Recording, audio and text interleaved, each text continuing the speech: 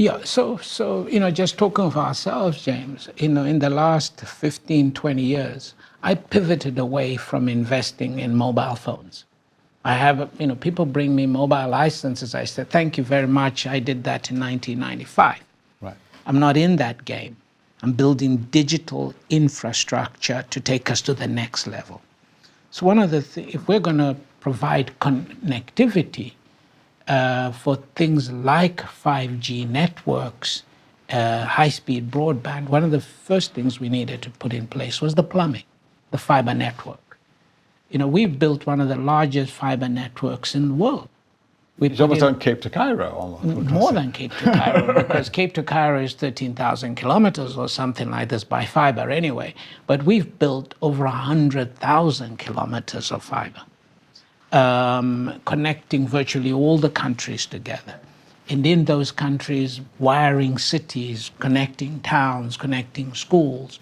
We've got programs to connect schools to the internet, because we understand the need for that basic core infrastructure on which others will go on to build the services and the applications.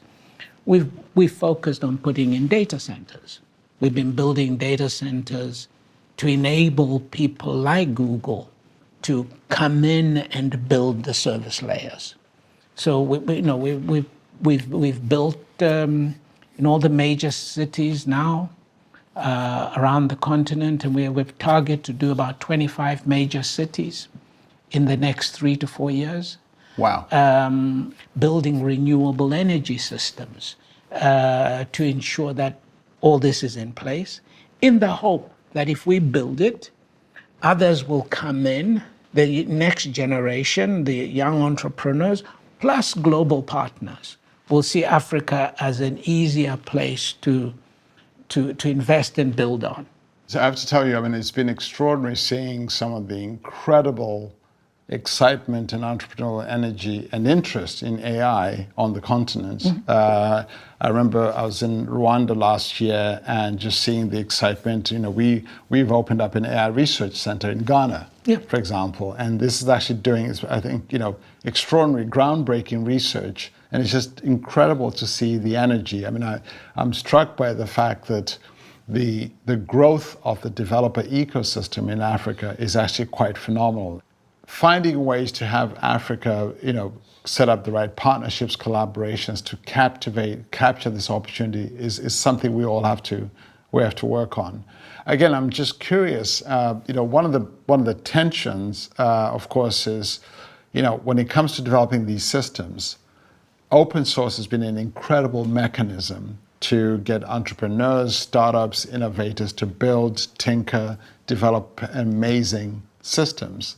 And I'm curious what you think about that in terms of the possibility of harnessing the power of open innovation, open source collaborations, etc., as a way to get to AI opportunities and include everybody. Given the little that I know, and I'm humble enough to say I don't know enough about AI, and so I welcome, for instance, the initiative by the key industry leaders in the US, like Alphabet, to go and engage the government on how we regulate. Okay, because we have to be proactive, because we know what this could look like in the hands of bad actors. And bad actors have a way of spoiling things for everybody else. We just so I'm not yet in a place where I can say I comfortably support open source. We need to know a lot more. We need more people to step up on agreeing to frameworks for management and control of these things. Okay, so we need to give space to bring a sense of responsibility and understand what it would mean to go to open source. Yeah, and in fact, one of the things, at least the way we've been thinking about it a lot, and is this idea of we're trying to be both bold and responsible. Yeah. Because on the one hand, the opportunities are extraordinary, but at the same time, the risks are quite real, and the complexities are quite real. But in fact, maybe the one thing to add to the idea of being bold and responsible is the the idea that we should do this together. Yeah. It's going to take entrepreneurs, innovators, government, society thinking this through together I think, to get it right. How do you think AI, education will benefit from AI, and do you see a role that AI can play in advancing many of the goals that you have, that we have on education? There's a tool in our hands.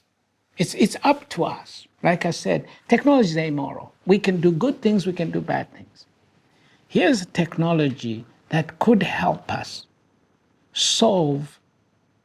bring total equality to education, bring high to ensure that a child sitting in Harare or Lagos could access the same quality of educational material in maths and science and other things through AI. Yes, there will be AI teachers. We're going to have to find a place where we can use this tool, because there are 60 million kids out of school, James, not in school at all. And that's what we've documented, okay? And half are in Africa. There is 400 million kids around the world who are in school, but not really.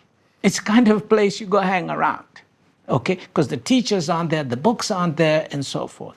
Okay, so if we can get the connectivity in, deal with issues around data, make sure we can get to a place with AI where we could begin to use it as a tool to educate those guys.